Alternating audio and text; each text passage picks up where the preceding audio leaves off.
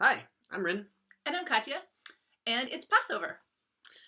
Passover is a Jewish holiday, and it commemorates the freedom of the Jews from being enslaved in Egypt thousands of years ago.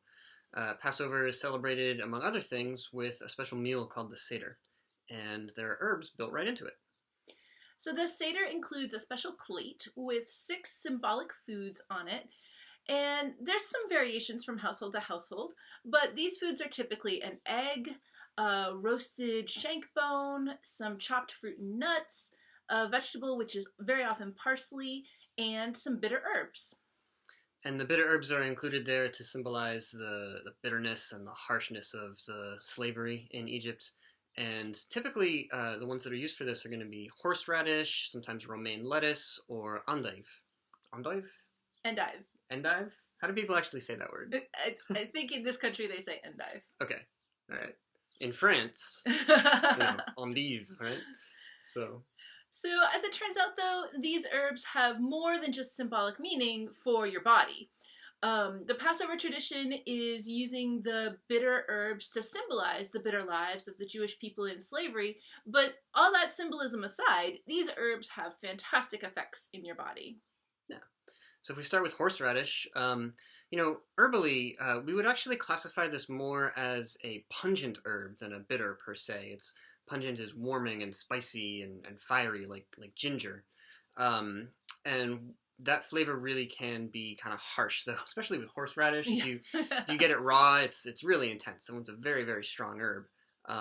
So one of its really handy tricks that you can use with horseradish is to grate some of it up or to chop it up and to sniff it or to eat a small amount of it. You can even do that with like a wasabi preparation. And that's going to work really well to clear out your sinuses and work as a respiratory stimulant and help you to get phlegm and mucus up out of your lungs and clear the sinuses out. So it's really useful when you have an upper respiratory infection. Of course, because it's so hot and fiery, horseradish is also going to be a digestive stimulant. And it's particularly useful if you're having trouble digesting meats or fatty cuts or things like that, to get one of these hot, spicy, warming herbs into your body to help you break that stuff down more effectively. So, horseradish is also diuretic, actually. Historically, it was used to help with dropsy, which is like my favorite illness name ever. You would think that dropsy means like maybe that somebody was fainting or something, but actually refers to edema, which is like extra fluid, very often in the ankles. And there's a lot of kidney support that you're going to be looking for there to help with that, what we would call edema today.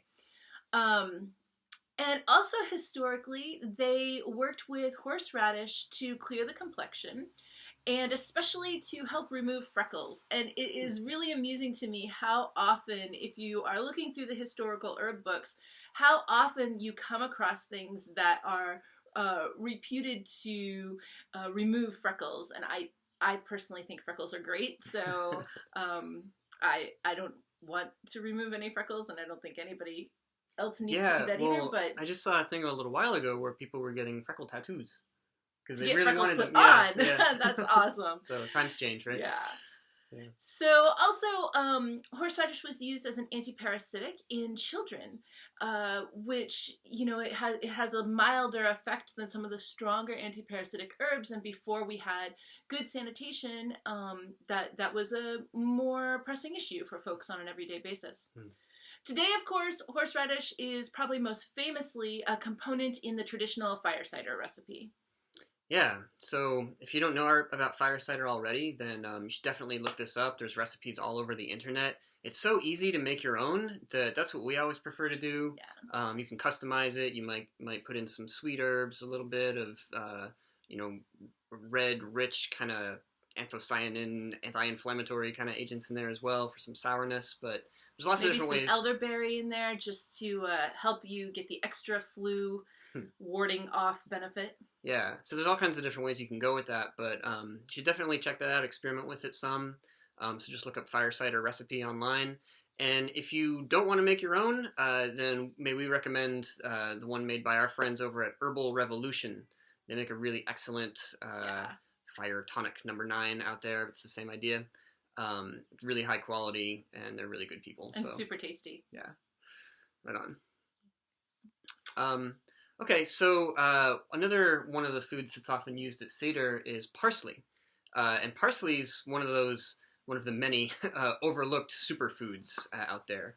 One of these kind of things that's often weedy or it's just disregarded, I guess. A lot of people think of parsley as garnish, and it's sort of like just there to look pretty on your plate. But when we get it at a restaurant, we always gobble that up first and like to cook with that. But so parsley is really high in vitamins and high in minerals.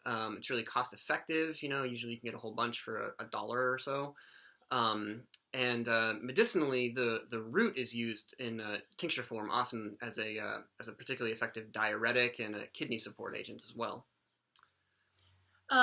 Usually, when we get parsley just here in the house, I like to take the whole bunch and I just hold it in one hand and I get a pair of scissors in the other hand and I just give it a haircut and just and I chop the whole bunch with the sound effects. Yes, I do. Yeah, we gotta have that. And I like to just put the entire bunch into whatever, if I'm sauteing some ground beef or something, I just put the whole thing in there. And a lot of people don't really like the flavor of parsley, but seriously, nutritionally, this is a powerhouse. So if you're not getting enough vegetables, or if you're just looking to get more vegetables, which is always a great idea, it's a super easy way. And when you cut it up tiny small like that, people don't really notice the flavor at all, especially if you've got other seasonings going on in your dish. So I do that. Even my daughter eats it. She's not a fan of parsley, but this way she'll totally eat it. Mm-hmm. So it's a really great and easy way to get parsley into your life. Yeah, right on. Okay, and then another herb that's often used at Seder to hold the place of bitterness there is going to be endive, or sometimes romaine lettuce. So endive there, that's also called Belgian endive. It's actually, it turns out this is a cultivated variety of the herb chicory, which grows wild all over town. And when it comes into flower, it's got these very distinctive blue flowers that you've probably seen, even if you didn't know that was who that was. So, and also Radicchio is another plant that's basically a cultivated variety of chicory. So these plants look kind of different from each other above ground. But below ground, the roots are very similar, very hard to distinguish. The leaves you can eat and take that as a digestive stimulant, just like any other bitter herb. It's going to get your juices flowing and help you to absorb your food better. And then the roots in chicory in particular, and this would apply to endive also, the roots are really high in a prebiotic fiber called inulin. And that's really good food for your gut flora. So you feed it to them and they take care of you. And I think we've talked about that before in reference to dandelion root and burdock root. So chicory is another major herb that we turn to when we're trying to support the probiotic gut bacteria and feed them what they like.